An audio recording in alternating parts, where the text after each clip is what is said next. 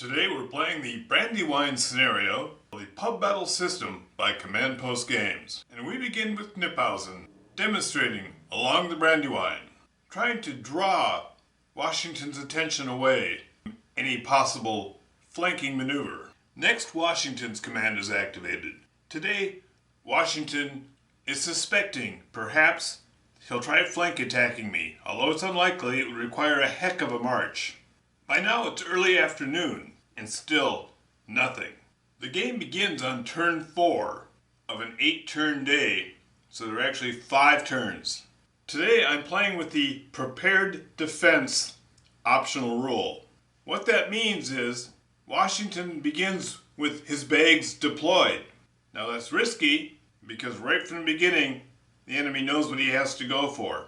The advantage is because of the greater preparation involved. The effective range of the baggage train is doubled. So it's, instead of 1/3 of a cavalry move, it's 2/3. So almost all of Washington's command, other than General Wayne's division out here, which is only going to fall back, everyone else is already in supply and can rally if spent. Let us see how this plays out. Washington and Sullivan have not moved, even though they were drawn because Cornwallis and Howe have not yet appeared. The defense is waiting. They're set up. Go ahead, burn all the daylight you want. Cornwallis and Howe hit Wayne's division with everything. The Continental Artillery, under General Knox, opens up on the British approaching the shore, causing some damage. General Greene's command is activated, and General Greene races north towards the sound of the gunfire. General Wayne falls back from the encounter as directed. He pulls Muhlenberg back but still leaves part of Muhlenberg's division covering the ford. That concludes turn 4, the first turn of the game. Greene is drawn first, not ideal. He attempts to alter turn order. He needs 4 or less. A 6. He must move now. Greene reinforces his line to the north, pulls some of his troops off the quiet ford here, Britain, and brings them north as well to cover Jones Ford.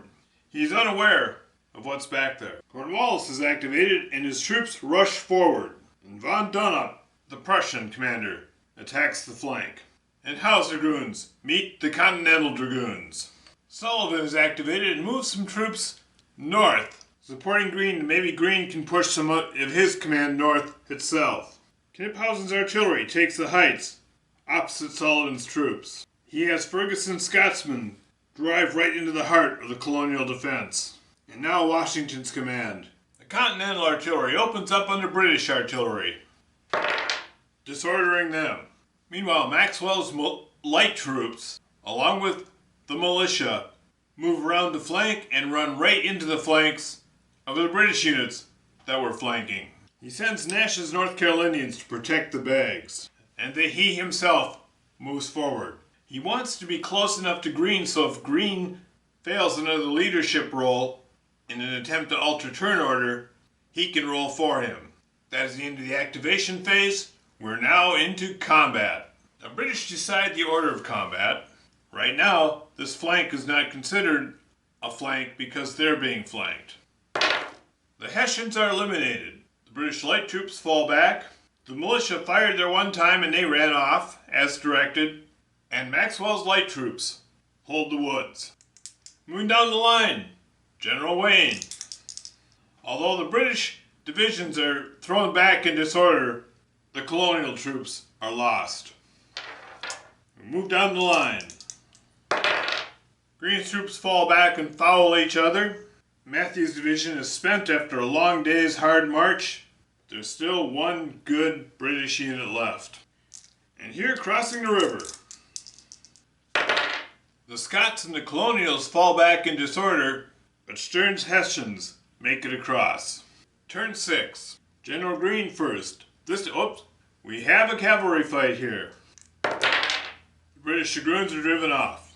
Now to Greene. This time, Greene wants to move first, because he needs to rally some guys. Prepared defense, they are within range of rally, though they cannot move. Having fallen back to the bags, to Greene and Washington, the militia rallies and are ready to go again. Cornwallis is activated. They keep the pressure up. The British Begs make it on the map, but they don't want to unpack yet. There's still too many colonials nearby, especially the fresh dragoons. That's all they need. Washington's activated. What can he do? He sends the militia in a flank attack and Nash's North Carolinians in their own flank attack. Pulaski's dragoons charge the spent, disorganized British dragoons. Rallies one of his divisions. This may be his day. Lord Stirling attacks the Hessians. And last is Kniphausen. He brings his bags up and unpacks them. That rallies his troops. They're getting ready. The Scots rally. Now the colonial player wouldn't know this, but these are just detachments. They're hiding in the woods. He'll probably suspect that's why they're just sitting there not attacking. Alright, turn 6, combat. The British player wants to know exactly how desperate these fights are, so he's going to do this battle first. This time the American dragoons are driven back. Now this combat. Not what the Americans were hoping for. The British slip away. Can the British get lucky again in combat over here? Nope. Americans destroy another unit, and Matthew's troops fall back. One more combat. Trying to push the Hessians back across the river. The Hessians fall back. Stirling troops are left in disarray. That is the end of turn 6. Turn 7. Sullivan is drawn. He moves forward and occupies the hill in front of Chad's Ford. His line shifted slightly and go on to Washington's command. General Knox fires again with his artillery on Kniphausen's artillery. Not without effect. Stephen's Virginians are saved from getting shelled by the artillery. The militia charge the retreating British elites. Maxwell's Light and some North Carolinians keep up the pressure on the British. And Pulaski's dragoons turn and charge. Now here's Green. Backs up the militia, covers the ford, recovers Britain's ford. Oh, and during Sullivan's activation, Stirling would have recovered. Kniphausen's artillery recovers. The Hessians recover. In Cornwallis, elite troops turn to hold. Grenadiers fall back behind the artillery. The Begs are drawn back. The dragoons ride off. They start up on the hill here. In desperate and bloody fighting, both sides lose a unit. Now Abercrombie's light and Maxwell's light troops are having it out. The British light troops, already spent and exhausted, fall back. And along the Brandywine, does the British Household Guard hold.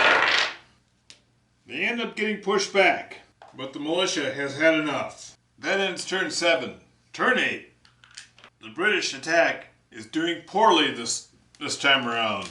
Will something amazing happen in this final turn? Sullivan has some plans and he wants to move after Washington. He fails. Can Washington succeed? Oh, yeah, Washington is not trying to change Sullivan.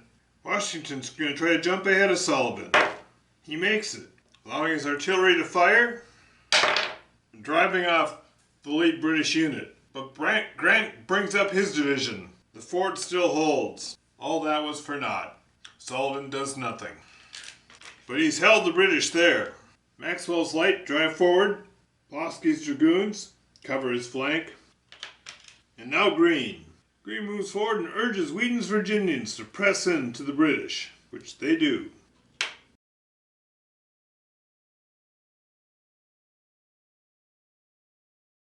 Cornwallis is activated. Matthews falls back behind the artillery. The artillery opens up on the Virginians, leaving them in some disarray, and the Grenadiers push forward. Kniphausen's artillery opens up and fires a flank salvo in the colonial line at Britain's Ford, driving them off. They attack north. They can't reach the Begs. Now we'll do combat. This will be the first combat. The Americans are driven back. The Hessians fall back, but Ferguson's Scots hold the position. Maxwell's light, somewhat spent, but they drive back Abercrombie's Light and the British Dragoons. And finally, last combat of the day, right here. So there you have it. The British attack was driven off, but there's nothing left of the Americans. There you have it. The losses are almost identical. Both sides have lost 3 blocks of regular troops. The Americans also lost some militia. If you want to split hairs, if we were in a tournament, we'd say the British won. But at this point, historically, this would be considered a major American victory. The British have been stopped. The American army held. The critical point was the attack that Washington led that broke up the initial British drive, and they never regained any initiative after that. That was great. Good game. Thank you for watching. If you like this, hit like and subscribe. Now, playing the campaign game Germantown is next. So if we look at the campaign rules in the Germantown scenario, this would be considered the British Army withdrawing at night. They did not defeat the Americans. In the Germantown campaign, this means there's a morale boost that leads to a few more militia turning out, which makes the river defenses harder to crack. This means in Germantown, the Grenadiers don't show up because they're involved in river defenses. Matthew's Guards, the Household Guard, are still in Philadelphia, so they'll arrive on turn 4. And of course, Von Donop's Hessians arrive at night in the Germantown scenario. So stay tuned for next time when it's Germantown.